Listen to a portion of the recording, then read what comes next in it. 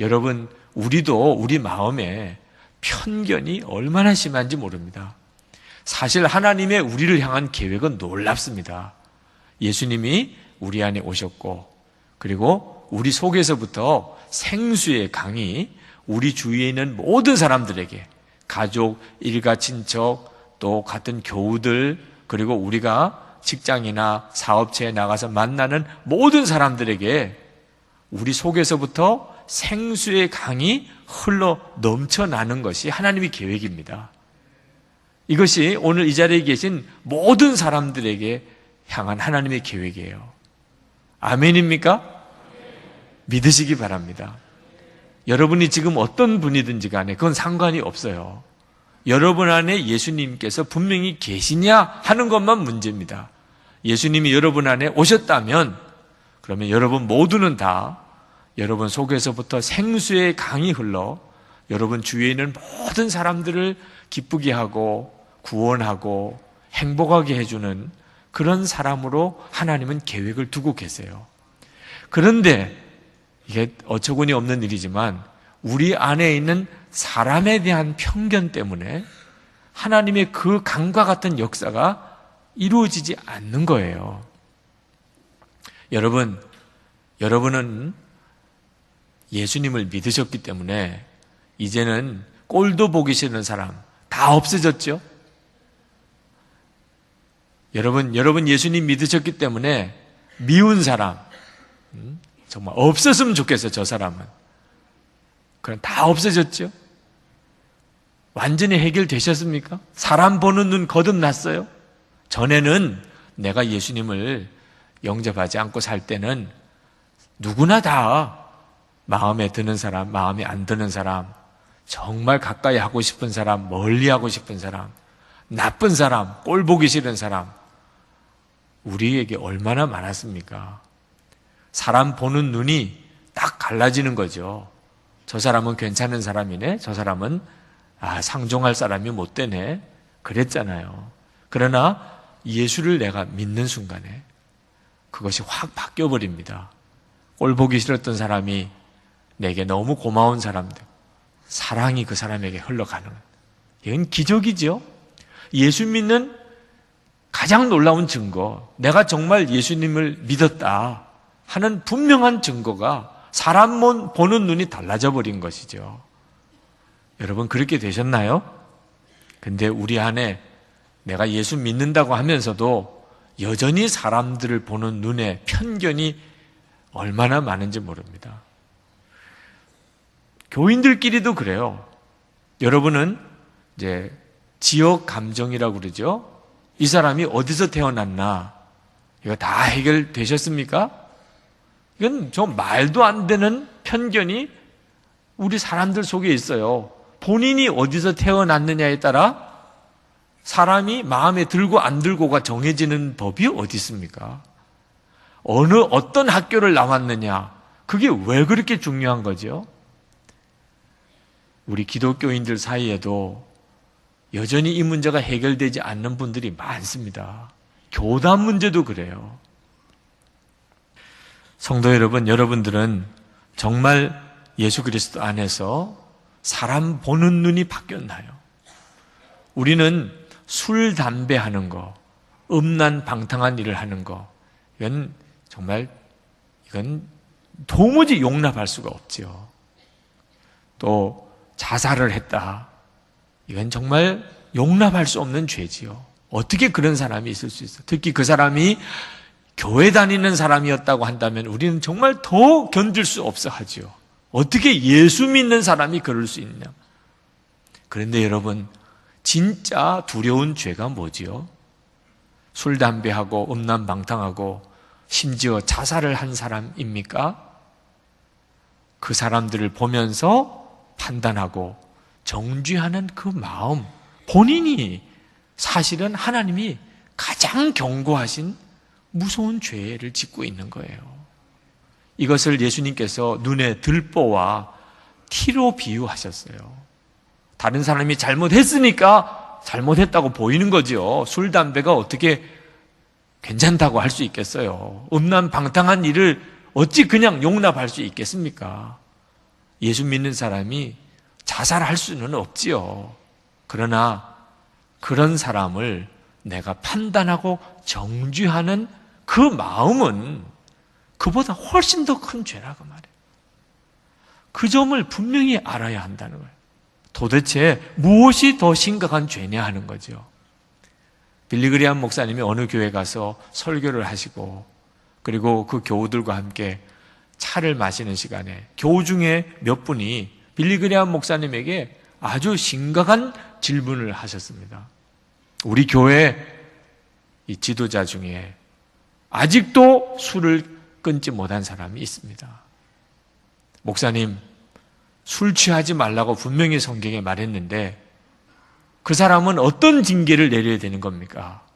분위기가 갑자기 싸늘해졌어요. 아마 교회 중직 중에 누가 술을 하시는 분이 있는 모양입니다. 그때 빌리그리암 목사님이 그런 대답을 하셨어요. 분명히 에베소서 5장 18절에 술 취하지 말라 말씀하셨는데 그럼에도 불구하고 술을 마신다면 그는 징계를 받아야 마땅하지요. 그러나 그 말씀 뒤에 보면 오직 성령의 충만함을 받으라고 하셨는데 그러므로 성령 충만하지 못한 사람도 징계를 받아야 마땅합니다. 그렇게 말씀을 하셨어요. 괜히 또 술 마시는 분들 좋아하지 마세요. 또 마시라고 그랬다 또 이렇게 하시면 안 됩니다. 술 마시는 것도 그건 하나님 기뻐하는 일 아니죠. 그러나 그렇다고 해서 내가 정말 성령에 충만해서 사랑에 충만하고 내 속에서 생수의 강이 흘러가는 역사가 없는 것은 더 큰 죄라 그 말입니다. 서로 죄를 따질 거면 정확하게 따져야 한다는 거죠. 우리가 어떤 사람을 판단하는 것은 그것은 어떤 생각이 전제되어 있느냐 하면 나는 괜찮다는 것이 전제되어 있어요. 저 사람 참 나쁜 사람이지. 어떻게 저럴 수가 있어. 우리가 이렇게 판단할 때는 나는 괜찮다는 생각이 전제가 되어 있는 거예요. 그래서 이것이 잘못됐다는 겁니다. 사람이 자기도 욕심이 있으면서 누가 욕심을 부리면 사람이 어떻게 저렇게 욕심장이야. 그렇게 말합니다. 자기 속에도 거짓이 있으면서 누가 거짓말을 하면 막 화를 냅니다. 자기도 이기적이면서 누가 이기적인 행동을 하는 거 보면 그러면 경멸해요. 이기주의자라고. 그게 우리 자신이에요. 정말 우리가 예수님을 만났다면 결국 그럴 수가 없습니다. 우리가 예수님을 만나서 내 눈이 거듭나게 되면 그러면 우리 자신이 어떤 죄인인가를 알게 되어 있어요. 여러분은 여러분 자신이 전적으로 타락했다는 것에 동의하십니까? 많은 분들이 나 자신이 전적으로 타락했다는 것을 인정하기 싫어합니다. 우리 자신이 전적으로 타락했다는 말은 우리 안에 조금도 선한 것이 없다는 말입니다. 내가 하는 것은 다 죄라는 뜻입니다. 우리가 이 세상에서 가장 흉악하고 저질스러운 자와 사실상 같은 수준이라는 것입니다. 여러분 동의하세요? 여러분 중에 아니 목사님 저는 그렇진 않은데요. 제가 죄인인 거는 사실이지만 그렇다고 해서 그렇게 악질은 아닙니다. 여러분이 어느 정도 악질인가 하는 것은 십자가가 말해주는 거죠. 여러분 때문에 예수님은 죽으셔야 했고 예수님이 죽어 보배 같은 피를 흘려주셨기에 비로소 우리는 지옥 갈 자가 천국 갈 자가 된 거예요. 예수님은 여러분 자신 또 저를 위해서 십자가에 죽으셨어요. 우리는 예수님을 십자가에 죽인 장본인들입니다. 그럼 우리는 어느 정도 악질인 거죠? 남 이야기할 자격이 없는 악질인 겁니다. 우리는 남 말할 자격이 없는 사람이에요. 내가 진짜 예수님의 십자가의 보혈로 구원받았다고 믿는 사람이라면 그러면 당연히 나는 남의 말할 자격이 없어요. 무슨 자격이 있어서 내가 남이 이렇다 저렇다 말할 수 있습니까? 예수님 십자가에 못 박아 죽인 장본인인데 이것이 십자가에서 눈이 열린 거죠. 그러나 단순히 다른 사람을 정죄하고 판단하지 않는 데만 머무르는 것이 아니고 그전에는 내가 정죄했었고 내가 판단했던 그 사람을 사랑하게 되는 것이에요. 빌립보서 2장 5절 말씀에 말씀하시기를 너희 안에 이 마음을 품으라. 곧 그리스도 예수의 마음이니. 우리가 예수님과 함께 십자가에 죽었고 이제 예수님이 내 생명이 되어 오셨으면 당연히 예수님의 마음이 내 안에 오신 거죠. 예수님의 마음이 무엇입니까? 지옥 갈 자를 용서하고 사랑하시는 것. 대신 당신이 십자가에 죽으시면서 그를 구원해 주신 거예요. 그게 예수님의 마음 아닙니까? 예수님의 마음을 품으면 용서 못할 사람, 사랑 못할 사람이 어디 있나요? 여러분 혹시 어떤 사람에 대해서 불과 같이 화를 내고 비난하고 욕을 했던 적이 있었습니까? 있으셨을 거예요. 우리의 사람의 본성은 그러니까 말입니다. 우리 눈에는 마음에 드는 사람이 별로 없습니다. 항상 문제 많은 사람들, 정말 상종하기 싫은 사람, 같이 살고 싶지 않은 사람, 그런 사람들이 우리 주변에 많습니다. 내가 아직도 거듭나기 전에는 그렇죠. 그러나 여러분, 이제 정말 여러분이 예수님 안에서 거듭났다면 눈이 열려서 하나님은 내가 정죄하고 싫어하고 판단하는 그 사람을 어떻게 보실까 하는 것이 눈이 뜨여요.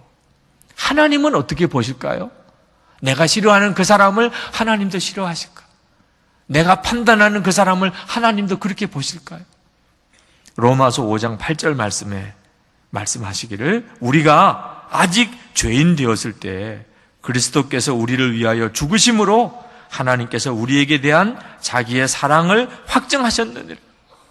우리는 이 말씀에 다 감격합니다.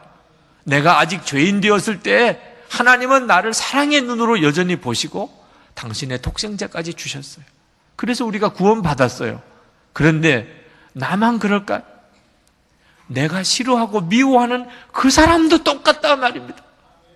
내가 미워하고 싫어하는 그 사람도 하나님이 보시는 눈에는 사랑의 대상이에요. 미워할 만한 일이 있으니까 미워하고, 그죠? 마음에 안 드는 구석이 있으니까 마음에 안 드는 거지만, 하나님이 우리가 아직 죄인 되었을 때 당신의 독생자를 우리를 위해 주셨다고, 그래서 사랑을 확증해 주셨다고 했지 않습니까? 하나님께서는 베드로에게 한 번도 아니고 3번씩이나 말씀하시기를 하나님께서 깨끗게 하신 것을 내가 속되다고 하지 마라. 그렇게 말씀하셨어요.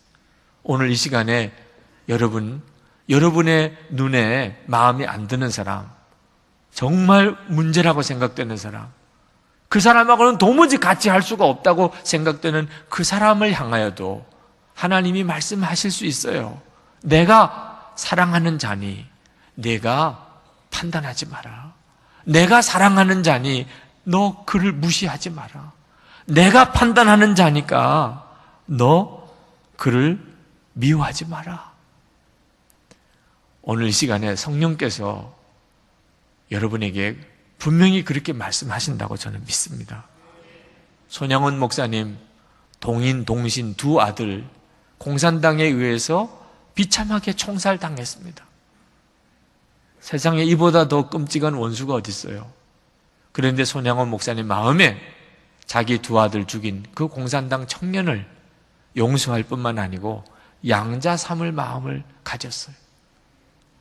그렇게 될 수 있다 그 말입니다. 십자가가 그렇게 하는 거니까요. 사람의 본성으로는 어떻게 그렇게 할 수 있겠어요? 예수님과 함께 십자가에 못 박히고 예수님으로 사는 정말 십자가를 통과한 성도는 그렇게 될 수 있다는 거죠. 예수님께서 마태복음 25장에서 심각한 말씀을 하셨습니다. 예수님이 다시 재림에 오실 때 사람들은 둘로 나뉘어진다는 거예요.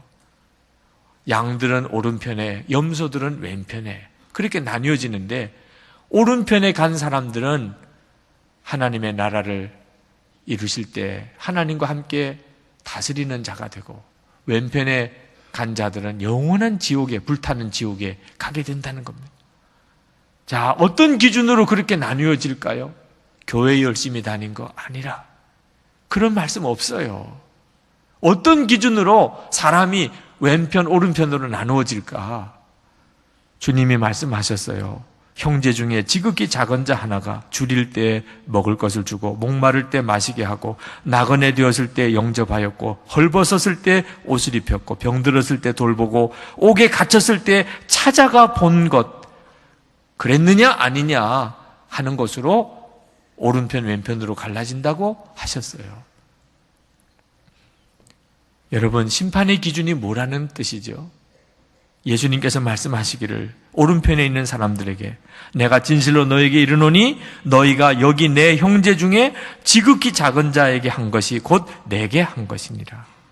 왼편에 있는 사람들에게는 내가 진실로 너에게 이르노니 이 지극히 작은 자 하나에게 하지 아니한 것이 내게 하지 아니한 것이니라. 그러니까 사람 보는 눈이 거듭났느냐 아니냐에 따라 오른편 왼편으로 갈라지는 거예요. 지극히 작은 자가 누굽니까? 헐벗고 병들고 감옥에 갇힌 사람. 그 사람이 예수님처럼 보이는 사람. 그 사람을 오른편에, 주님의 오른편에서 주님과 함께 영원히 다스릴 자가 되고, 그 사람들이 눈에 보이지도 않고 가까이 오는 것도 싫어요. 아주 그 사람들하고는 관계를 하고 싶지가 않아. 그런 사람들은 죄송하지만 예수 믿은 거 아니에요. 실제로는 예수 믿고 있는 게 아니에요. 오늘 이 시간에 주의 십자가의 복음으로 여러분의 눈이 정말 뜨여지게 되길 원합니다. 예수님께서 우리 마음에 오셨어요. 우리 마음에 오신 뜻이 무엇일까요? 그냥 우리 마음에 한번 와 보시기 위해서 오신 것일까요? 그럴 수가 없어요. 예수님이 우리 마음에 오신 것은 목적이 있으세요. 나를 통과하여 다른 사람을 만나고 싶어 하시는 겁니다. 예수님께서 나를 통과해서 다른 사람에게로 다가가기를 원하시는 거예요. 그 사람들은 세상 사람들이 다 정죄하고 판단하는 사람들, 무시하고 가까이 하기 싫은 사람들일 수 있어요. 좋은 사람들이라면 내 안에 예수님이 나를 그렇게 이끌지 않아도 좋은 사람들은 다 찾아가시잖아요. 여러분 마음에 드는 사람하고는 만나고 싶고 차라도 마시고 싶고 베풀어 주고도 싶어 하잖아요. 예수님이 내 안에 오셨기 때문에만 일어나는 역사가 뭡니까? 예수님이 그토록 찾아가고 싶은 대상. 나라면 안 갔을 거예요. 나라면 그 사람들하고 관계 안 했을 거예요. 그런데 예수님이 그 사람을 만나기를 원하시니까, 예수님이 그 사람을 여전히 사랑하시니까 나를 통과해서 그 사람에게 다가갈 수 있도록 내 안에 오신 거거든요. 그런데 내 편견 때문에, 내 취향 때문에 예수님께서 내 안에 오셨지만 나를 통과해서 그 사람에게 다가가지 못했다면 이것보다 안타까운 일이 어디 있어요?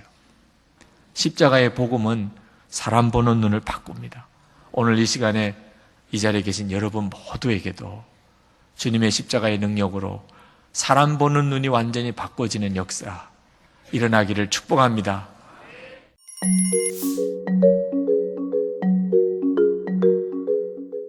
이 주변인이라는 단어를 제가 백과사전을 찾아봤더니 이렇게 설명하고 있었습니다.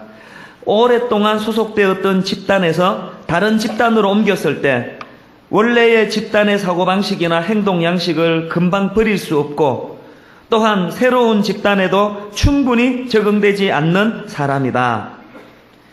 또 어떤 사전에는 이 주변인을 이렇게 설명합니다. 둘 이상의 서로 다른 사회나 집단에 딸려 양쪽의 영향을 받으면서도 어느 쪽에도 완전히 소속되지 못하고 있는 사람을 이렇게 적혀 있더라고요. 제가 이 주변인 혹은 경계인이라는 의미를 살펴보니까 오늘 예배하는 예수 믿는 우리야말로 오늘 이 세상에서와 또 교회 공동체 하나님 사이에서 어느 쪽에도 섞이지 못하는 주변인으로 남을 위험이 있는 존재라는 사실을 다시 한번 깨닫게 됐습니다. 오늘 본문에 등장하는 이 야곱의 모습을 봐도 그도 영락없는 영적 경계인이라는 사실을 부인할 수가 없습니다.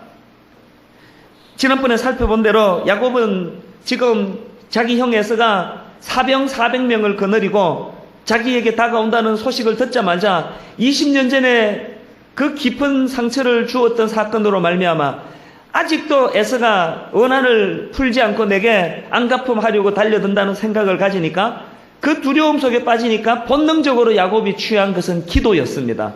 얼마나 간절히 기도했는지 창세기 32장 9절서부터 12절에 이르는 참 그 주옥 같은 내용이 남겨져 있는 긴 기도문이 남겨져 있습니다. 그런데 위기를 만나자마자 본능적으로 하나님께 열정적으로 기도했던 야곱이었는데 12절까지의 그 간절한 기도가 끝나자마자 13절서부터 보여주는 그의 태도는 역시 세상적인 방식으로 문제를 풀려고 하는 그런 태도가 나타나더라는 겁니다. 기도가 끝나자마자 야곱이 생각해냈던 것은 뇌물이었습니다. 본문 13절부터 15절까지 보면은 그가 얼마나 엄청난 뇌물을 준비했는지 알 수 있습니다. 야곱이 거기서 격려하고 그 소유 중에서 형 에서를 위하여 예물을 택하니 암염소가 200이요 수염소가 20이요 암양이 200이요 수양이 20이요 전나는 약대 30과 그 새끼요 암소가 40이요 황소가 10이요 암나귀가 20이요 그 새끼 나귀가 10이라. 여러분, 야곱이 진짜 하나님의 사람이라면 주변인으로 맴도는 사람이 아니라 소속이 분명한 천국 백성으로서의 그런 아이덴티티를 갖고 있었다면 그 하나님 앞에 뜨겁게 기도하는 기도가 끝나자마자 마땅히 자신의 속임수로 말미암아 상처받은 형 에서에 대해서 연민의 정을 느끼면서 무릎을 꿇고 목숨을 걸고 빌었어야 했습니다. 그럼에도 불구하고 뇌물로 형의 마음을 녹이려고 하는 이 야곱의 마음은 그가 지금 어디에 소속된 사람인가를 의문하게 만드는 태도더라는 것입니다. 그것도 한꺼번에 보내지 않고 몇 대로 나누어 가지고 조금씩 주면은 형 마음이 풀어질 것이라는 이 뇌물 사용하는 사람들의 전형적인 태도가 야곱에게서 비춰진다 할 때에 참 마음이 서글퍼지는 것입니다. 왜 서글퍼집니까? 오늘 불행하게도 이 시간 대한민국에 1000만 명 더 되는지 덜 되는지는 몰라도 하나님의 이름으로 경건하게 예배드리는 수많은 하나님의 백성들이요, 예배가 끝나자마자 세상으로 발을 딛자마자 심지어는 주차장에서 키를 꽂자마자 방금 하나님의 사람으로 경건하게 예배드렸던 모습은 온데간데도 없고 치열하기 그지없는 세상에서 뇌물로 표현되는 세상적인 방법으로 세상을 영위하고자 하는 얼마나 그런 이중적인 생활이 몸에 배이고 익숙했는지 조금도 그런 이중적인 삶이 어색하지 않는 이런 모습을 갖고 사는 우리들의 자화상을 보는 것 같아서 그래서 우리 마음이 서글프더라는 것입니다. 기도할 때 보면은 세상에 이런 믿음의 사람이 없는 것 같은데 눈만 떴다 하면은 비열한 인간적인 방법을 서슴지 않고 행하는 너무 많은 사람들을 우리는 교회 안에서 지켜봐야 했습니다. 이런 이중적인 야곱의 태도는 지난번에 우리가 살펴봤던 라헬에게도 그대로 나타났지 않았습니까? 이제 정든 집을 떠나면서 아버지가 애지중지하던 그 작은 우상 드라빔을 훔쳐가던 라헬이요, 아버지가 그랬던 것처럼 이제 길을 떠나면 무슨 일이 일어날지 모르는데 시시때때로 드라빔에게 묻고 답하는 그런 게 필요하다고 생각하는 이 라헬의 이중적인 이 모습입니다. 이런 모습은 가나안에 입성했던 이스라엘 백성들에게서도 그대로 나타납니다. 이스라엘 백성들에게는 그 과정 자체가 새로운 환경이 그들에게는 고통이었을 것입니다. 왜냐하면 40년 동안 그들은 유목민 생활을 했던 사람이에요. 텐트 치고 양들을 거느리고 아침에 날이 밝으면 다시 텐트를 걷고 오늘은 이곳 내일은 저곳 동가숙 서가식 하면서 유목 생활하던 사람들, 그 생활에 익숙했던 사람이에요. 그런데 이제 환경이 바뀌었습니다. 가나안에 이제 정착해야 됩니다. 떠돌이 생활은 끝이 나고 유목 생활은 끝이 나고 이제는 어떡합니까? 농경 문화, 농사를 지어서 한 곳에 정착하는 문화가 바뀌었습니다. 낯선 농사 문화가 그들에게 얼마나 힘들었겠어요. 당연히 뭐 경험이 없는데 농사가 잘 될 리가 없어요. 매번 농사가 잘 안 되는 고통을 겪습니다. 그런 고통스러운 마음을 가지고 옆에 가나안 원주민들을 보니까 뭐 그 사람들은 원래 농경 문화에 익숙하니까 뭐 농사가 얼마나 잘 됐겠습니까? 우리 가게는 지금 장사가 안 돼가지고 죽을 지경인데 바로 옆에 가게는 막 손님이 메어 터진다 할 때 얼마나 그게 부러운 일이겠어요. 부러운 눈을 가지고 그 원주민들에게 물어봤겠죠. 우리는 농사가 이렇게 안 되는데 어떻게 당신네들은 농사를 이렇게 잘 짓습니까? 도대체 비결이 뭡니까? 가나안 원주민들이 이렇게 이야기했습니다. 아, 그거요. 우리가 믿는 바알신이요. 그 바알신은 비를 주관하는 신으로 알려져 있습니다. 풍요를 상징하는 신입니다. 우리가 믿는 바알신이 적절하게 비를 내려주시고 적절하게 농사 짓는 걸 도와주시기 때문에 그렇다는 겁니다. 이스라엘 백성들이 충격을 받았어요. 우물안 개구리 그냥 팔레스타인에 갇혀 있을 때는 몰랐는데 아, 세상에는 다양한 신들이 있다는 걸 알게 됐습니다. 이 목축 생활, 이리저리 떠돌이 생활할 때는 불기둥, 구름기둥으로 인도하시는 여호와 하나님이 필요한 것은 인정하고 또 그 사실에 대해서는 100% 받아들이지만 이제 농사를 짓는 데 있어서는 여호와 하나님 한 분으로는 안 된다는 걸 알았다는 거예요. 농사를 짓는 데는 비를 주관하는 바알신이 필요하다는 겁니다. 가나안 원주민들에게서 이스라엘 백성들이 바알신을 받아들입니다. 성경을 유심히 보면은요, 이스라엘 백성들이 단 한 번도 여호와 하나님을 버린 적이 없습니다. 자기들은 여전히 여호와 하나님을 섬겼습니다. 그런데 놀랍게도 하나님은 너희들이 나를 버렸노라라고 그렇게 말씀하고 계신다는 사실입니다. 오늘 이런 이스라엘 백성들의 삶의 양태가 이 땅을 영위하는 주변인으로 살아가는 우리들의 모습 아닌가요? 하나님도 필요해요. 모태신앙이에요. 주일마다 교회 외에는 딴 데를 가볼 생각을 한 적이 없어요. 문제가 생기면 신용하듯이라도 항상 하나님 찾았던 게 사실입니다. 그러나 그럼에도 불구하고 여전히 내게 비가 필요하다면 바알신을 찾고 질문이 필요하다면 드라빔신을 찾고 오늘 우리들 삶 속에서 결정적으로 여호와 하나님에게 속해 있지 않은 우리를 발견하는 거예요. 그래서 우리가 주변인처럼 살아간다는 사실입니다. 저는 오늘 이 본문 말씀을 가만히 보면서 이런 이중적인 신앙 태도가 왜 생기는 것인가? 왜 우리가 이 땅에서 주변인으로 살아갈 수밖에 없는가? 이 문제를 풀기 위해서 우리는 예수 그리스도께서 내 삶에 미치는 의미가 무언가를 잘 파악해야 된다고 생각합니다. 여러분, 예수 그리스도가 여러분 인생에 어떤 의미를 가지십니까? 저는 예수 그리스도가 우리 삶에 두 가지 균형 잡힌 의미를 가지고 계시다고 믿습니다. 첫째로는요, 구원자로서의 의미입니다. 그분은 우리를 구원하신 메시아세요. 그분은 우리의 그리스도이십니다. 우리는 그분의 십자가를 통해서 구원받은 존재예요. 이제 우리는 요한복음 1장 11절에서 말씀하시는 것처럼 영접하는 자, 곧 그 이름을 믿는 자에게는 하나님의 자녀가 되는 권세를 주셨으니 이 믿음 가지고 이곳에 모인 사람들이에요. 그분은 우리의 구원자 되세요. 그런가 하면 두 번째 예수 그리스도의 의미가 있는데 그분은 내 인생의 주인이라는 사실입니다. 그분은 내 인생의 키를 갖고 계셔야 할 주인으로서의 의미가 있다는 사실입니다. 이 두 균형이요, 구원자로서의 의미와 내 삶 속에서의 실제적인 키를 조정하시는 주인으로서의 의미, 이 균형을 잘 갖춘 그리스도인이 성숙한 크리스찬이다, 이렇게 말씀을 드릴 수 있습니다. 누가복음 2장 11절에도 보면은 오늘날 다윗의 동네에 너희를 위하여 구주가 나셨으니, 잘 보세요, 곧 첫째로 그리스도, 둘째로 주신이라. 누가복음 2장 11절뿐만 아니고 사도행전 2장 36절에도 똑같은 말씀이 나옵니다. 그런즉 이스라엘 온 집이 정녕 알지니 너희가 십자가에 못 박은 이 예수를 하나님이 첫째 주와 둘째 그리스도가 되게 하셨느니라. 로마서 10장 9절에서도 똑같습니다. 내가 만일 내 입으로 첫째 예수를 누구로? 주로 시인하며, 둘째 하나님께서 그를 죽은 자 가운데서 살리신 그리스도로 내 마음에 믿으면 구원을 얻으리니, 여기서도 주와 메시아 그리스도로 똑같이 나오고 있다는 사실입니다. 오늘 우리 신앙의 불균형을 어디서 기인하는 것입니까? 예수 그리스도가 우리를 구원해 주신 메시아라는 걸 우리 다 인정해요. 이 전자에 대해서는 사람마다 차이가 없어요. 그렇지 않은 한 여기 왜 나와 있겠습니까?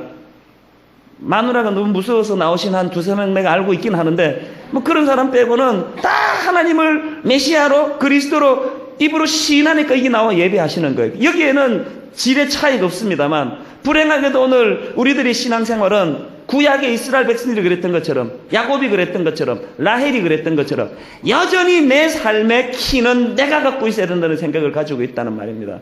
하나님이 내 인생의 주인이시고 그분이 이끄시는 대로 따라가는 존재가 아니라 죽어도 이 내 인생의 키를 놓지 말아야 된다는 이런 생각을 가지고 있는 사람들이 너무 많기 때문에 오늘 우리는 이 땅에서 주변인으로 살아갈 수밖에 없더라는 것입니다. 여러분, 이 두 균형이, 예수 그리스도의 이 두 의미가 여러분 신앙생활을 하는 가운데 균형 있게 자리 잡고 계시나요? 오늘 야곱이 인생의 키를 하나님께 맡기는 인생의 주인이 하나님이심을 인정하는 것을 실패하고 그에게 찾아온 무서운 내면의 두 가지 고통이 있었기 때문에 그렇습니다. 야곱에게 찾아온 고통 첫 번째는 불안입니다. 22절에 보니까요, 야곱이 밤에 일어나. 왜 밤에 일어날까요? 불면증에 빠져본 분은 아실 거예요. 잠이 깊이 오지를 않아요. 두려워요. 야곱은 지금 나름대로 인간적인 모든 방법을 다 준비했어요. 인생의 키를 자기가 지고는 하나님도 기도를 통해서 조치를 취해놨고, 뇌물도 또 여러 가지 방법으로 동원을 해놨고, 모든 인간적인 방법으로 이미 다 수습을 해놓았지만 이상하게 마음의 불안함은 사라지지를 않습니다. 이게 인생의 키를 자기가 쥐고 있는 사람들의 특징입니다. 인생의 주인, 인생의 키를 하나님께 드리지 못하고 내가 영위해보고자 하는 사람들에게 공통적으로 나타나는 감정, 불안이라는 거예요. 여러분, 가정을 영위하는데, 자녀를 키우는데 마음에 자꾸 불안이 찾아오는 이유도 여기에 있다고 생각을 합니다. 두 번째로 야곱에게 찾아온 고통이요, 고독입니다. 고독. 24절에 야곱은 홀로 남았더니, 그날 밤에 상황적으로 어쩔 수 없어가지고 야곱은 곧 에서가 들이닥쳐가지고 자기와 자기 아내와 자식들을 죽여버릴 것 같아가지고, 그래서 그날 밤에 처자와 자식들을 다 떠나보내고 그 밤에 혼자 남습니다. 그렇게 20년 세월 내 인생을 잘 영위해 보려고 애쓰고 몸부림쳤는데 결국 남는 거 고독밖에 없어요. 저는 이 야복나루에서 홀로 남은 고독한 야곱의 모습이 이게 오늘 우리 현대인들의 자화상이라 생각합니다. 세계적인 문학가 해밍웨이 아시잖아요. 그 주옥 같은 작품을 세상에 제공했던 해밍웨이가 그 인생의 마지막을 자살로 마무리했다는 걸 여러분 아십니까? 문학가로서 세계적인 명성을 얻었음에도 그 명성이 그 인생의 키를 쥐고 있는 자신의 삶 내면에 고독의 문제를 해결해 주지 못하더라는 거예요. 그가 자살하면서 남긴 유서가 내용이 이렇습니다. 나는 전류의 흐름이 그치고 필라멘트가 끊어진 텅 빈 전구처럼 고독하다. 역시 문학가답게 문장이 주옥 같아요. 유서를 주옥같이 쓴들 무슨 소용이 있습니까? 그 주옥 같은 문장이 그 생명을 건져주지를 못하는데요. 혹시 오늘 예배하는 성도님들 가운데 이 해밍웨이가 가지고 있는 이 무서운 인생의 허무와 고독, 마치 필라멘트가 끊어진 텅 빈 전구처럼 여러분 인생의 공허함을 느끼는 그런 분 이 자리에 혹시 계십니까? 여러분이 마치 약복강가에 자식들 다 떠나보내고 홀로 버림받은 것 같은 고독한 생활 속에 빠져있는 분 이 안에 계시느냐고요. 왜 그래야만 됩니까? 우리의 질문이 이거예요.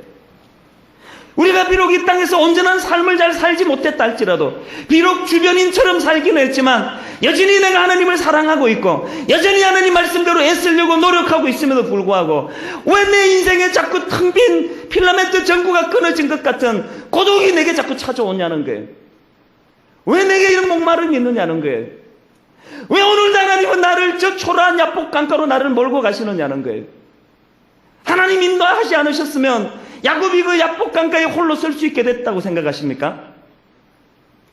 우리의 삶도 내가 분명히 하나님 믿는데, 내가 분명히 하나님을 예수 그리스도를 믿는데 왜 내 삶도 날마다 이렇게 허무한 야복강가로 몰려가야만 하냐는 것입니다.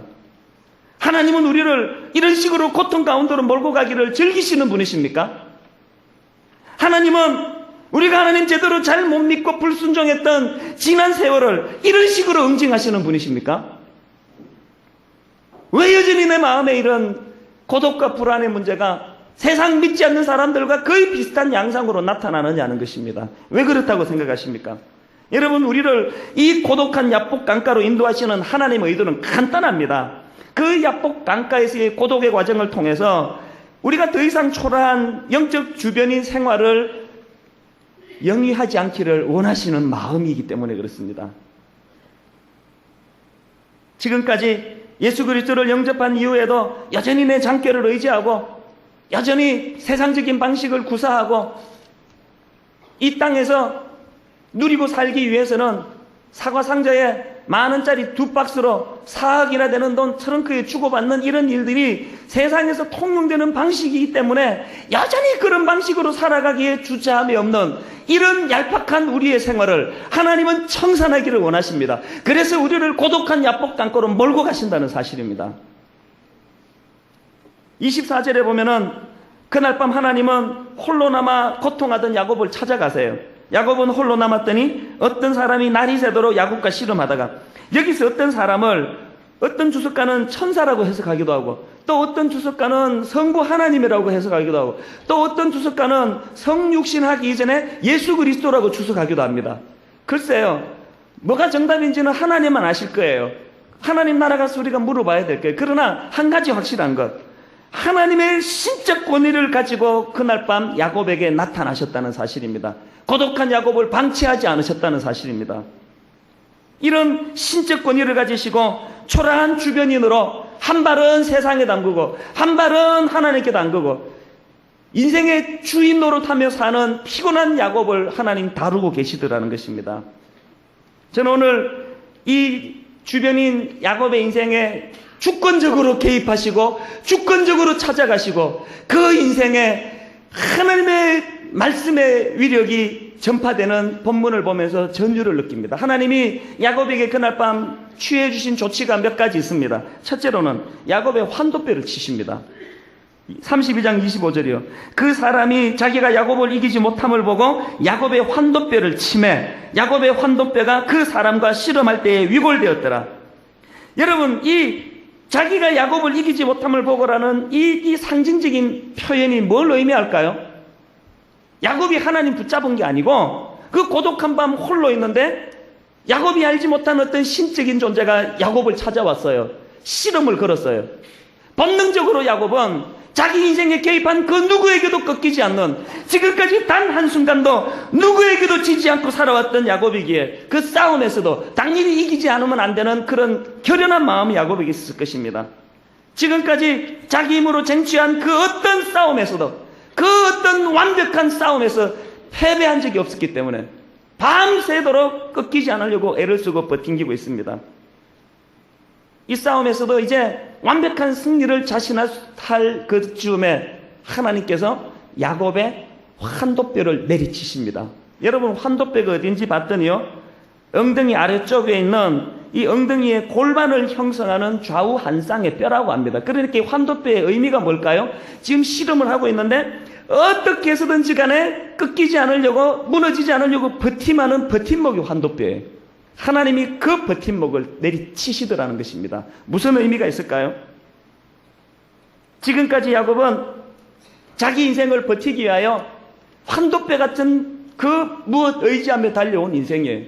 하나님이 그 환도뼈를 꺾으시는 의미 속에는 너가 진짜 의지해야 할 존재는 너의 버팀목 환도뼈가 아니라 나 여호와 하나님이시다라는 메시지가 거기에 담겨 있었다는 사실입니다. 훌쩍 주저앉아 있는 야곱에게 하나님은 두 번째로 다가가십니다. 내 이름이 무엇이냐 이렇게 물으십니다. 27절에요. 그 사람이 그에게 이르시되 내 이름이 무엇이냐? 그가 가로되 야곱이니이다. 여기서 이름에 해당되는 단어 쉔이라는 이 원문은요, 어떤 사물이나 사람의 호칭을 지칭하는 정도에 머무는 것이 아니고 그 단어 자체가 그것의 존재, 그것의 성격, 그것의 속성을 대표할 때, 나타낼 때 사용하는 단어라는 것입니다. 그러니까 야곱이라는 이름의 뜻이 뭡니까? 빼앗는 자, 약탈자라는 이런 이름을 갖고 있지 않았겠습니까? 내 이름이 무엇이냐 물었을 때에 지금까지 야곱의 삶이 어떤 삶을 살았는가를 점검하시는 거예요. 빼앗는 자. 여러분, 세상 가치관으로 보면 멋진 이름이에요. 진취적이에요. 그럼요. 빼앗으며 살아야죠. 정복하며 살아야죠. 수단과 방법을 가리지 않고 내가 목적으로 한 내 인생을 행복하게 만들기 위하여 남의 눈에 피눈물을 흘려서라도 쟁취하며 살아야죠. 이런 세상 가치관을 가지고 살아있던 야곱에게 너 이름이 무엇이냐 물으시면서 그의 본질을 고발하고 계시는 하나님이세요. 그가 하나님의 그 질문 앞에 야곱입니다, 약탈자입니다, 빼앗는 자입니다라고 고백했을 때 그가 지금까지 철저하게 자기 인생의 키를 자기가 가지고 비열한 세상적인 방법으로 이 땅을 살아왔음을 자각하는 은혜를 경험했다고 생각합니다. 저는 오늘 예배 가운데 어떨 때 목사인 저 자신에게 탄식하는 마음이 있어요. 저는 여러분에게 이런 말씀을 소리쳐 외치기까지는 하는데 능력이 없어서 여러분의 심령 골수를 헤집어 놓는 일은 저는 못해요. 그래서 날마다 사모해요. 오늘 예배하는 가운데 성령님께서 여러분 심령의 환도뼈를 내리치시고 당황해하는 여러분들에게 너 이름이 무엇이냐 묻는 은혜가 있기를 바랍니다. 여러분 지금까지 뭘 의지하고 살아오셨어요? 그리스도인이라는 그 허울 좋은 그 타이틀 앞에 얼마나 세상적인 방법, 인간적인 잔꾀, 야곱을 의지하며 살아오는 삶을 살았냐는 것입니다. 초라하게 야곱입니다, 약탈자입니다, 빼앗는 자입니다 고백하는 그 야곱에게 하나님은 세 번째 조치를 취해 주십니다. 그에게 이스라엘이라는 새 이름을 주십니다. 28절 그 사람이 가로되 내 이름을 다시는 야곱이라 부를 것이 아니요 이스라엘이라 부를 것이니, 이 이스라엘이라는 이름의 뜻은 싸우다, 겨루다 이런 뜻도 있고요, 다스리다 이런 뜻도 있다고 합니다. 그러니까 이 하나님 주신 새 이름의 의미 속에는 하나님께서 통치하신다, 하나님께서 투쟁하신다, 하나님께서 다스리신다는 뜻이 있습니다. 지금까지 야곱은 하나님을 의지하기보다는, 지금까지 야곱은 하나님이 자기 인생의 주인임을 인정하고 맡겨드리기보다는 자기의 장꾀를 의지하고 속임수를 의지하고 형의 것을 탈취하려고 라반의 재산을 탈취하려고 몸부림치며 살아왔다는 사실입니다. 그날 야복강에서 살아계신 하나님을 경험하면서 드디어 야곱의 인생에 있어서 주인이 바뀌어지는 놀라운 역사가 일어난다는 사실입니다. 저는 오늘 이 말씀을 가지고 여러분들에게 권면합니다.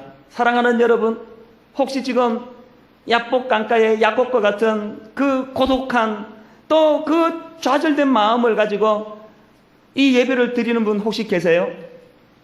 그렇게 믿고 의지했던 환도뼈였는데 하나님이 무슨 이유인지 몰라도 그것을 내리치시는 바람에 벌써 초라하게 주저앉아 고통하고 계시는 분 이 안에 계십니까?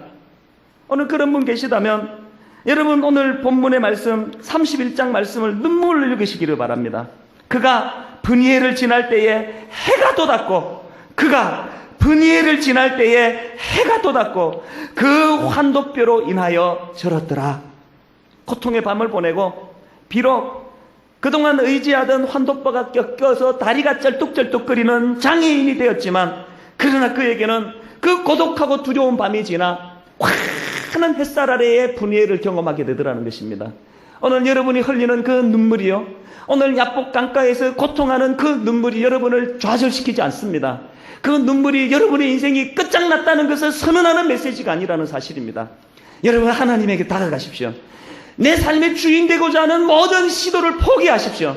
내 자녀는 내 것이라는 생각으로, 철저히 인간적인 생각으로 아이들을 기르고자 했던 여러분의 그 의의 없는 그 모든 노력들을 포기하십시오.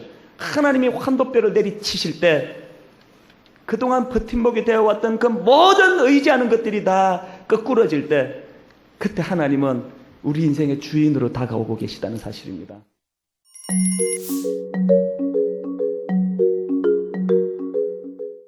오늘 긍휼히 여기는 자는 복이 있나니, 이것이 누군가를 향한 긍휼의 마음인 것을 우리들이 보게 됩니다. 이 긍휼의 복 역시 우리들의 삶의 태도, 우리의 생각이 바뀌어지지 않으면 이 세상에서 그렇게 복으로 느껴지지 않을 것 같아요. 세상 사람들은 우리들에게 뭐라고 얘기합니다. 그렇게 마음이 쉽게 흔들려서는 안 돼. 누군가를 긍휼히 여긴다고 하는 그런 마음들 때문에 우리는 때때로 사기를 당하기도 해요. 마음의 상처를 입기도 합니다. 쉽게 속는 사람 세상에서 복되다고 여기지 않습니다. 그런데 오늘 예수님은 우리들에게 이렇게 말씀하세요. 긍휼히 여기는 자는 복이 있다. 긍휼함을 우리들이 가장 명확하게 느끼는 순간이 언제냐면 우리들이 누군가를 긍휼히 여길 때라는 거예요. 긍휼히 여기는 자는 복이 있다. 제가 오늘 이 말씀을 가지고 우리 묵상팀들과 함께 이제 나누는 이야기 가운데 한 분이 이런 이야기를 했어요. 이분은 누군가에게 나누어주고 베푸는 일을 잘 하던 분입니다. 그런데 사람들이 계속 이게 도와달라는 이야기를 할 때 이분에게 투정이 생겼대요. 하나님, 저도 이제 고만 돕고 편안하게 살고 싶어요. 그리고 진짜 힘든 건 내가 계속 도와줘도 그 사람들이 고맙다고 여기지 않는 것 때문에 마음이 참 힘들어요. 근데 하나님께서 쉽게 응답을 해주시더래요. 그래? 좋다. 그러면 이제부터 너는 그만 주는 자가 되고 받는 자가 되면 되겠구나. 그 순간 이분이 하나님께 바로 기도했대요. 아니에요, 하나님. 제가 했던 거 없던 걸로 하겠습니다.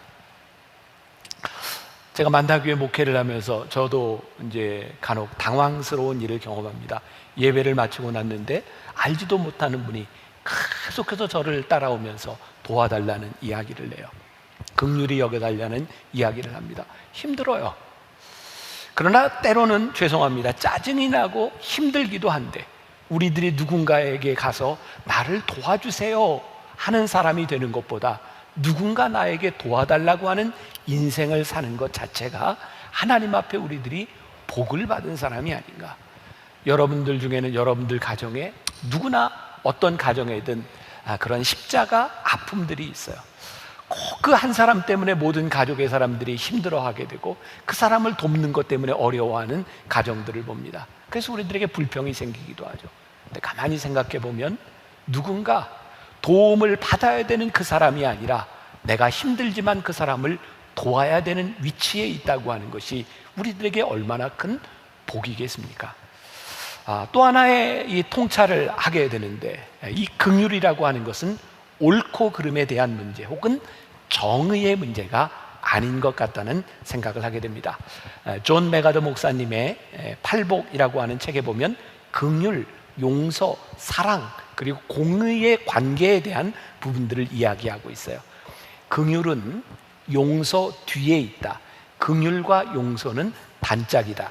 우리는 용서로 표현되지 않는 긍휼을 생각할 수 없으며 긍휼에서 근원하지 않는 용서도 생각할 수 없다. 그러나 용서는 긍휼의 유일한 표현은 아니다. 긍휼은 용서보다 훨씬 더 큰 개념이며 용서는 긍휼의 한 행동이다.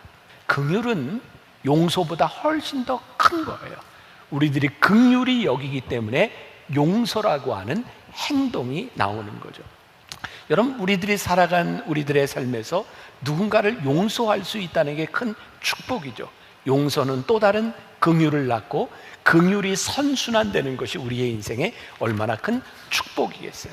그런데 이 긍휼이 나에게서 근원하고 있는 것이 아니라 하나님과 관계된 것이라는 거예요. 혹시 우리들의 삶에 우리들이 살아가면서 긍휼한 마음을 잃어버렸다면 어쩌면 우리와 하나님 사이의 관계가 끊어졌는지 몰라요. 긍휼한 마음이 드는 것, 그것이 우리들에게 큰 축복이고 긍휼한 마음이 드는 것, 그것이 하나님과 우리들 사이의 관계가 계속되고 있다는 것, 이것이 우리들에게 참 큰 축복이다. 우리들이 성경 공부를 하고 말씀을 이렇게 나누면서 우리들에게 최종적인 질문에 다다르는 것이 있죠. 아무리 지식으로 많이 배워도 진짜 말씀으로 산다는 것이 무엇입니까? 제가 성경 공부를 하면서 계속 들었던 그런 물음이었어요. 저는 이렇게 대답을 했었죠. 예수님이라면 어떻게 하실까를 생각해 본다면 우리들의 행동이 나오지 않을까요? 제가 성령의 열매 시리즈를 가지고 성경 공부할 때 제약회사를 다니던 한 집사님이 성경 공부를 하는 중에 이런 고백을 했어요. 성경 공부 참석하기 전이었는데 함께 일하던 부하 직원 중에 한 사람이 병이 나서 회사에 출근하지 못했다는 이야기를 듣습니다. 늘 그랬던 것처럼 안 됐구나, 아프겠구나, 그리고 지나갈 수 있는 일인데 예수님이라면 어떻게 하실까, 그게 마음에 와 닿았던 거예요. 그분이 고민을 하는데요, 예수님이라면 그냥 지나치시지 않을 것 같다라는 생각이 들었답니다. 그런데 그날 그 부하 직원을 방문하면 문제가 생기는 게 뭐냐면, 그날 중요한 실험이 있고 실험을 마치고 중요한 회의도 있는 거예요. 그런데 계속해서 예수님이라면 어떻게 하셨을까, 그것이 마음에 걸리게 된 거죠. 자, 여러분들 오해하지 말고 잘 들으세요. 여러분들이 이 사회에서 생활하면서 늘 여러분들이 의무를 소홀히 해도 된다, 이런 것이 아니라 하나님께서 우리들에게 강하게 물으시는 때가 있습니다. 이분은 결심을 했습니다. 그래, 하나님 주시는 마음으로 내가 가서 돌보고 오리라. 그리고 2시간을 예상하고 갔는데 3시간이 걸렸대요. 이제 실험에 참여하지 못해서 문제가 생기고 그 다음 회의에 참석하는 문제가 생겨야 되는데 와봤더니 실험이 늦어져서, 이분이 늦게 왔는데 실험하는데 문제가 없었고 실험이 늦어지다 보니 그 다음 미팅도 자연스럽게 취소가 된 거예요. 이분에게는 굉장히 감격스러운 일이었겠죠. 내가 예수님이라면 어떻게 하실까라고 생각하고 행동을 했는데, 예수님께서는, 하나님께서는 우리들이 생각했던 계획대로 아니라 이런 일을 행하여 주셨습니다. 제가 그때 그런 이야기를 했어요. 우리가 예수님이라면 어떻게 하실까라는 마음을 가지고 살아갈 때 하나님께서는 우리들에게 격려하시고 네가 틀리지 않았다라고 우리들을 축복해 주시는 때가 있습니다. 그러나 이것이 계속되는 것은 아닙니다. 어쩌면 예수님이라면 어떻게 하실까라고 하는 이 일들이 우리들에게 세상의 축복으로만 돌아오는 것이 아니라 그 일로 인하여 우리들이 고통을 당하고 우리들이 어려움을 당할 수도 있습니다. 그런데 우리들의 마음에 주시는 긍휼한 마음으로 인하여 예수님이라면 어떻게 하셨을까, 그것이 정말 복이구나 라고 느껴지는 사람만이 긍휼히 여기는 삶을 살 수 있게 되는 것입니다. 긍휼히 여긴다고 하는 것, 그것은 오늘 마태복음 5장 7절에서 긍휼히 여기는 자는 복이 있나니 그들이 긍휼히 여김을 받으리라 말씀하고 있어요. 이 문장은 둘로 쪼개서 볼 수 있을 것 같아요. 하나는 너희가 주어가 될 수 있을 것 같아요. 너희가 다른 사람을 긍휼히 여기면, 또 하나의 주어가 있죠. 하나님이 너희를 긍휼히 여길 것이다. 처음에 4가지 복이 마음의 상태였다면, 이제 다음에 4가지 복은 우리들의 삶으로 나타나는 것인데, 너희들이 긍휼히 여길 때 하나님께서 우리를 긍휼히 여길 것이다. 저는 요즘 한국 교회, 아니 이 사회를 보면서 우리들이 긍휼히 여기는 마음이 없어짐으로 인하여, 쉽게 정죄함으로 인하여 우리들이 생명력을 잃었다는 생각이 들어요. 자, 이게 지금 굉장히 논란의 여지가 되고 있기 때문에 저도 조심스럽고 여러분들이 오해를 하지 말고 잘 들었으면 좋겠습니다. 요즘 교회에, 이 사회의 큰 이슈 가운데 하나가 차별금지법입니다. 이 차별금지법에는 포괄적으로 모든 차별들을 금지해야 된다는, 그러니까 차별을 금지해야 되는 것에는 큰 문제가 없습니다. 그런데 이 차별금지법 핵심에는 성소수자, 동성연애에 대한 부분들이 들어있어요. 그러니까 우리들이 하나님을 믿는 사람들이 동성연애자들에 대해서 싫다, 나쁘다, 이것은 잘못됐다라고 표현할 수 없는 거예요. 여러분, 성경적으로 우리의 신앙 안에서 하나님께서는 우리들에게 이것을 허락하지 않으셨어요. 그렇기 때문에 이 차별금지법이라고 하는 것이 우리들에게 큰 갈등의 문제를 유발하고 있는데, 저는요, 지금 이 법으로 차별금지법을 찬성하느냐 마느냐 이 문제보다 우리 신앙인들이 가지고 있는 근본적인 문제가 있는 것 같아요. 이 법이 이렇게 발의되고 이렇게 이슈가 된 것 가운데는 이제 동성연애자들에 대한 문제가 있는 거죠. 제가 한번 이런 설교를 하고 굉장히 곤욕을 당했던 적이 있어요.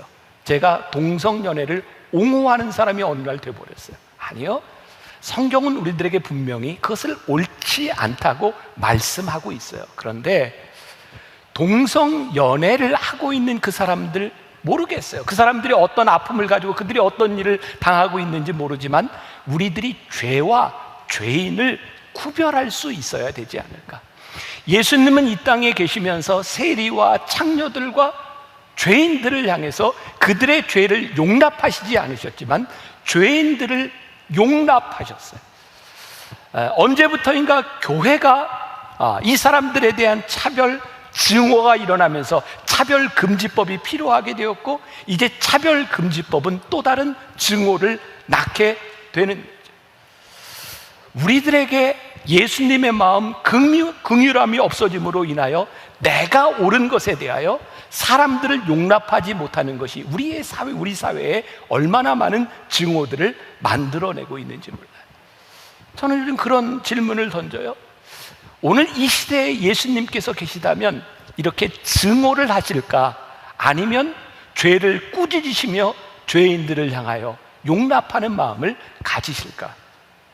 저와 여러분들을 봐도 누구도 하나님 앞에서 온전하지 못하고 누구도 실수할 수 있고 우리들 누구도 그런 죄를 지을 수 있는 가능성이 다 있는 사람들이죠.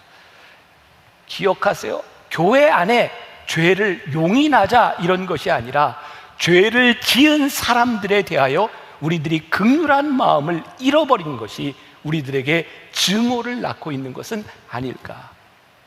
제가 오늘 여러분들에게 중요한 기준을 하나 말씀드리려고 합니다. 긍휼은 나 스스로 셀프 긍휼을 이야기하는 것이 아닙니다.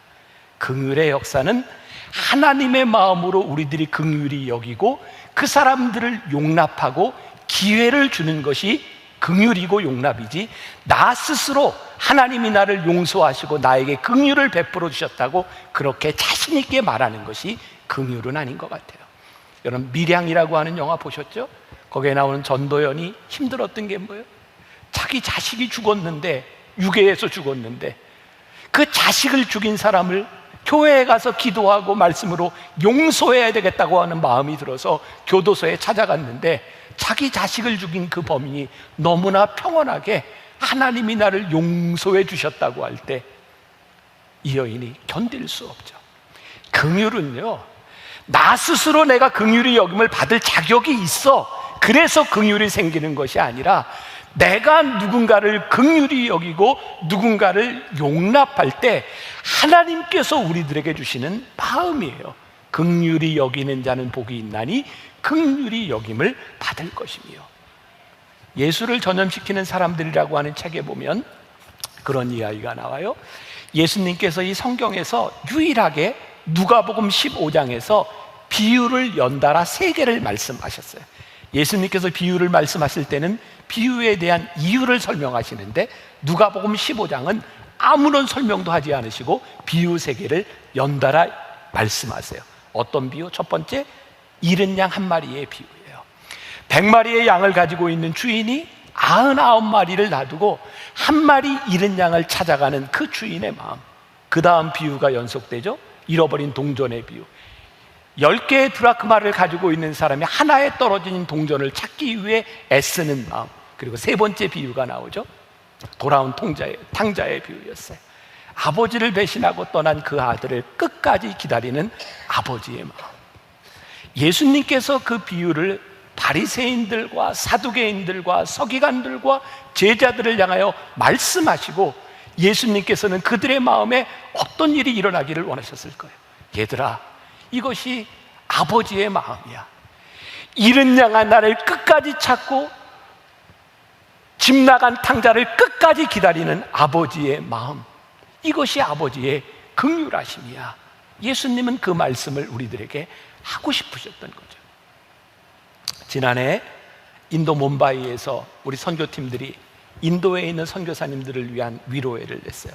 생각보다 뭄바이의 물가가 비쌌고요, 현지 사정으로 선교사님들이 많이 모이지도 않았는데 우리 교회에서 교인들의 헌금으로 이렇게 많은 돈을 들여서 이런 행사를 하는 것이 어쩌면 낭비일 것 같다는 생각이 들었어요. 그런데 하루 이틀을 지나면서 그 선교사님들이 40도가 넘는 그 더위에서 그 자리를 지키고 있는 것, 그리고 몸이 아파서 진료를 받는 모습, 여러 가지 정신적으로 힘든 그 모습들을 바라보면서 우리가 지금 하고 있는 이 일이 돈으로 계산할 수 없는 일이구나. 그리고 그 선교사님들에 대한 긍휼한 마음이 생기기 시작했어요. 그런데 놀라운 일이 일어났어요. 우리 선교팀들이요, 그 선교사님들에 대한 긍휼한 마음이 들기 시작하면서 이런 간증들을 하기 시작했어요. 하나님께서 나를 긍휼히 여기셨습니다. 신기하죠? 그 선교사님들에 대한 긍휼함으로 눈물을 흘렸더니 나를 긍휼히 여기신 하나님으로 인하여 나에게 눈물이 나는 거예요. 2년 전이죠. 제가 태국에서도 우리 교인들과 함께 태국에 있는 선교사님들 위로회를 할 때에서 다 여러분들 한샘 치고 헌금으로 했던 일들입니다.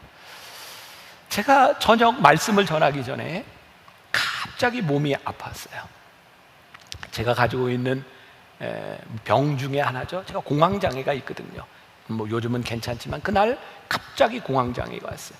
공황장애를 앓고 있는 분들은 알아요. 갑자기 심장이 뛰고 식은땀이 나고 아무것도 할 수 없고 죽을 것 같아요.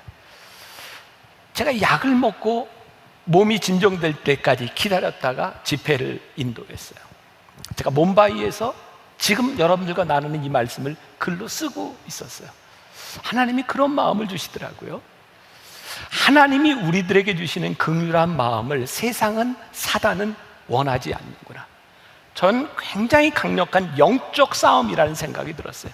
우리가 긍휼히 여기는 마음으로 긍휼히 여기는 행동을 하려고 할 때 사단은 결코 그것을 좋아하지 않는다는 거예요.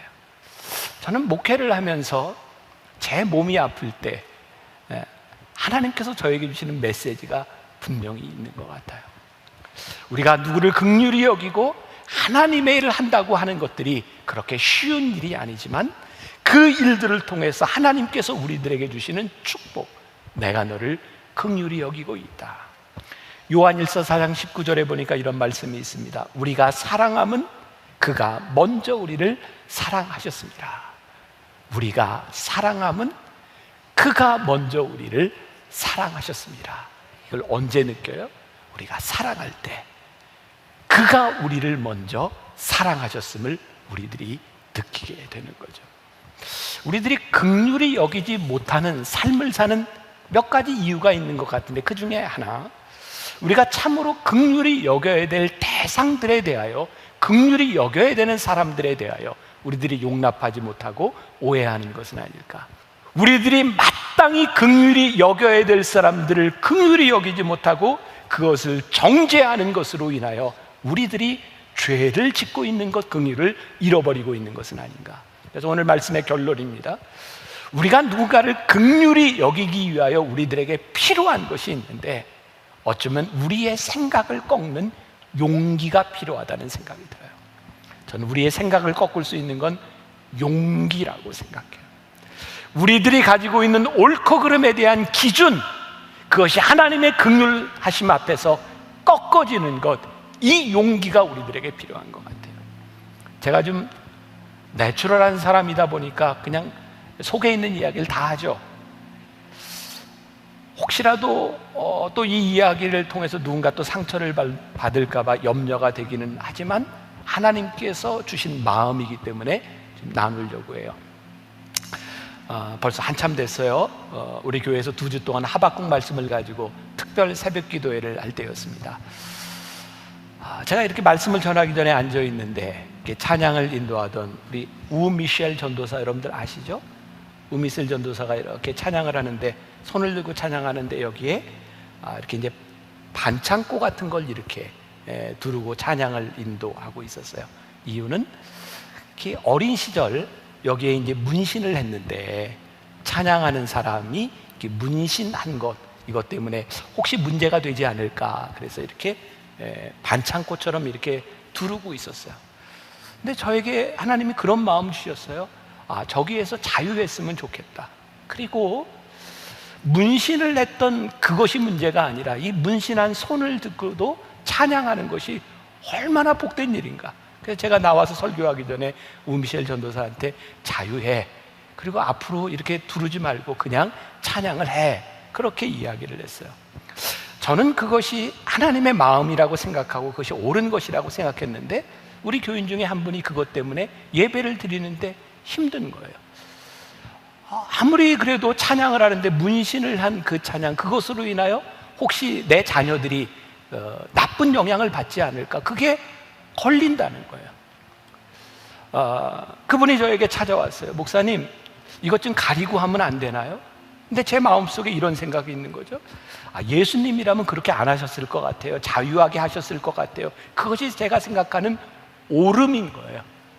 근데 하나님께서 이런 마음을 주시더라고요. 그래, 네가 오를지 몰라. 그런데 너는 그 예배 시간에 마음이 걸리는 한 사람에 대한 긍휼한 마음이 너에게 없니? 내가 옳은 것에 대한 문제가 아니라 그 한 사람에 대한 그 마음이 너에게는 없니?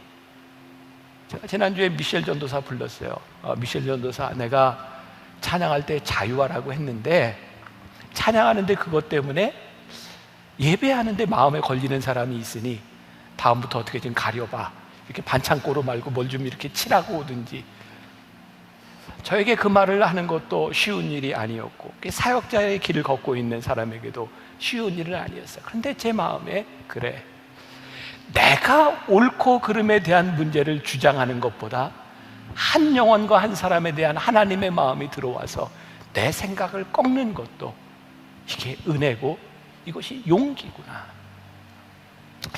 우리들에게 필요한 긍휼의 마음들, 그것은 어쩌면 내 뜻을 꺾는 용기겠다는 생각이 드는 거예요. 제가 군목 시절 마지막 1년을 대전 통합병원에서 근무를 했어요. 그 병원은 간염 전문 병원이었습니다. 간염으로 입원한 병사들이 반, 그 다음에 이게 대개 이제 척추나 이런 쪽에 다쳐서 입원한 사람들이 반. 근데 입는 환자복이 달라요. 간염 환자와 일반 환자. 제가 주일날 예배를 드리면 이쪽은 간염 환자들, 이쪽은 일반 환자들. 그게 뭐 큰 교회가 아니까 꽉 차서 예배를 드려요. 그때 우리 아이들이 2살, 4살이었습니다. 군인들이 보기에 애들이 얼마나 귀엽겠어요? 예배를 마치고 나갈 때면 간염 환자들이 우리 애들을 만지는 거예요. 예쁘다고. 그거 참 쉽지 않더라고요, 그 마음이. 그리고 간염 환자들하고는 접촉을 하지 말아야 되니까 저도 그냥 이렇게 인사를 하는데 꼭 와서 악수를 해요. 그때 제가 읽고 있던 책이 있었어요. 데미안 신부에 대한 이야기였어요. 많이 들어보셨죠? 데미안 신부. 하와이 몰로카이의 섬에서 나병 환자들을 위해 선교했던 데미안 신부님. 데미안 신부가 나병 환자들을 위해 선교하려고 말씀을 전하려고 들어갔는데 나병 환자들이 마음을 열지 않습니다. 이유는 당신은 우리와 다른 사람이라는 거였어요. 그때부터 데미안 신부는 기도하죠. 하나님, 저에게 나병을 주세요. 그리고 하나님께서 그에게 나병을 주셨을 때 그때 사람들이 마음을 열기 시작합니다. 그 책이 저에게 큰 도전이 되었어요. 그래서 그때부터 제가 간염 환자들과 함께 같이 밥을 먹기 시작했어요. 같이 수저를 떠서 찌개를 먹고 같이 먹기 시작했어요. 저에게는 작은 용기였던 것 같아요. 우리가 긍휼히 여긴다고 하는 것은 때로는 내 뜻을 꺾는, 내 삶을 꺾어야 되는 용기가 필요한 것 같아요. 그런데요, 우리가 누군가를 긍휼히 여길 때 그것이 우리들에게 복된 이유가 누군가를 위하여 긍휼을 베풀 때 하나님이 나를 향해 긍휼을 베풀어 주셨구나, 그것을 우리들이 깨닫게 되는 거예요. 긍휼히 여기는 자는 복이 있나니 저희가 긍휼히 여김을 받을 것이며, 우리가 누군가를 긍휼히 여길 때, 긍휼을 베풀 때 나에게 베풀어 주시는 하나님의 은혜가 깨달아지는 축복, 여러분들에게 그 긍휼히 여기는 복이 임할 수 있기를 주님의 이름으로 간절히 축원합니다.